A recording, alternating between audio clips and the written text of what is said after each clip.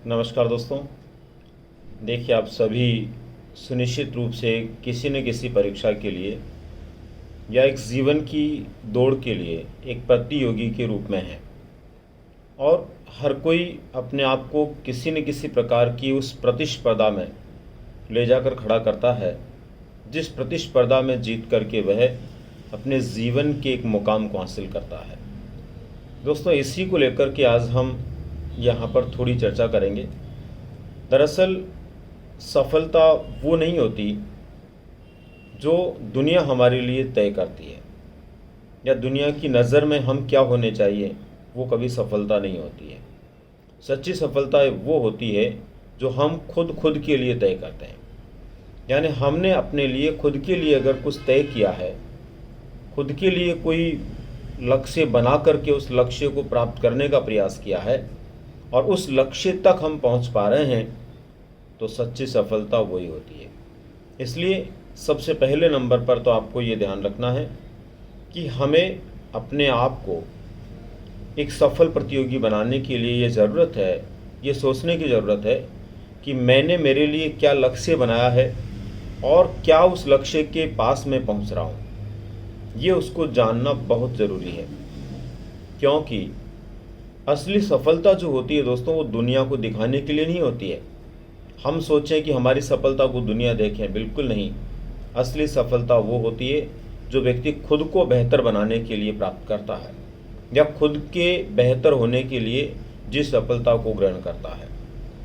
अगर आप अपने आप के लिए किसी कार्य को करते हुए किसी सफलता को प्राप्त करने की दिशा में सकारात्मक हैं और आंतरिक रूप से संतुष्ट हैं, तो ये मान लीजिए दोस्तों, आप खुद अपने भविष्य को लेकर के सफल होने वाले हैं।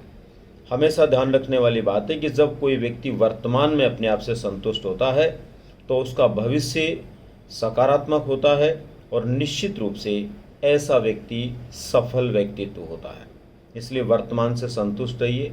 वर्तमान से संतुष्ट रहने के लिए उन कार्यों को करते रहिए जो आपके लिए तय हैं, और सुनिश्चित रूप से आप वर्तमान से संतुष्ट होकर भविष्य की सकारात्मकता को देखिए।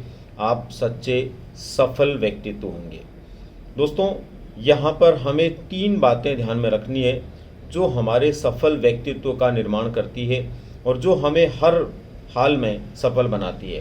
पहले नंबर पर खुद पर भरोसा रखें। ये बहुत ज़रूरी है दोस्तों, खुद पर भरोसा रखना। कभी अपने आप से नर्वस नहीं हो।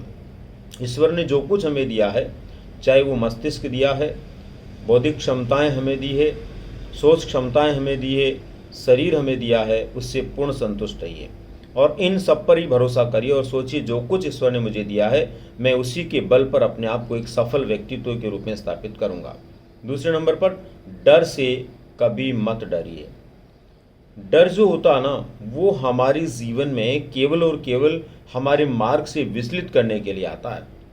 डर ईश्वर के द्वारा भेजा गया वो एक परीक्षा का पल होता है, जिसमें यदि हमने मुकाबला करते हुए अपने आप को आगे बढ़ा लिया तो ये मान के चलिए उसके आगे हमारी जीत तय है। और अगर हम उस डर से डर गए, घबरा गए, तो फिर हम हमारी जीत से परे हो जाते हैं। इसलिए दोस्तों ध्यान रखो, डर से कभी नहीं डरना। डर ईश्वर के द्वारा भेजी गई एक परीक्षा, एक प्रसाद के रूप में आपको मानना है, जो आपको मजबूत बनाता है और सफल व्यक्तित्व के रूप में स्थापित करने में योगदान देता है।